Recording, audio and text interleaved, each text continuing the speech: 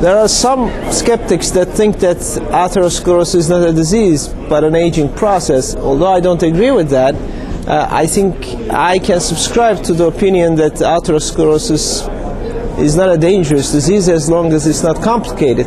I think that complication of atherosclerosis is the problem. The difficulty for us physicians and the scientists is to figure out what type of atherosclerosis or which part of atherosclerosis really gets complicated and what are the stages of this complication. We really know very precious little about this phenomenon.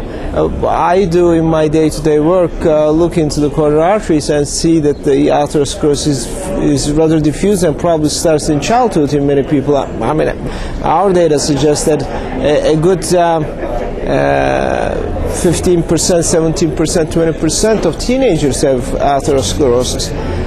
I think that vulnerability is an important issue. I don't know how we can differentiate it from atherosclerosis, and I am not sure that if it's a wise thing at this stage of our learning process to try to differentiate vulnerability. I think vulnerability is a concept that we have to think a little bit more. Vulnerability is a concept that is not a yes or no or black or white, but it's more of a spectrum, because when you think of it, we now are confident that there are many vulnerable plaques in a coronary artery when patient presents with acute coronary syndromes, and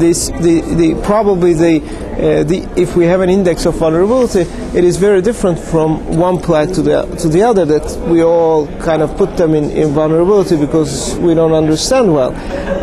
Another issue is, of course, I think that is raised in another part of this interview, that are there other elements of vulnerability? Maybe myocardium is vulnerable or the blood is vulnerable. And I think that I want to throw in something else, that we now know that there are ruptured plaques in the coronary artery, more than one, in acute coronary syndromes, in acute myocardial infarction. So it looks like not all vulnerable plaques that rupture end up with thrombosis and cessation of blood flow. So that this vulnerability issue is really is a very broad and probably multifactorial problem that we have to focus on. It's not only blood, it's not only plaque, and why some plaques rupture and don't end up with clinical problem, why some of them have thrombus on them and heal afterwards. So these are really issues that we have to focus on.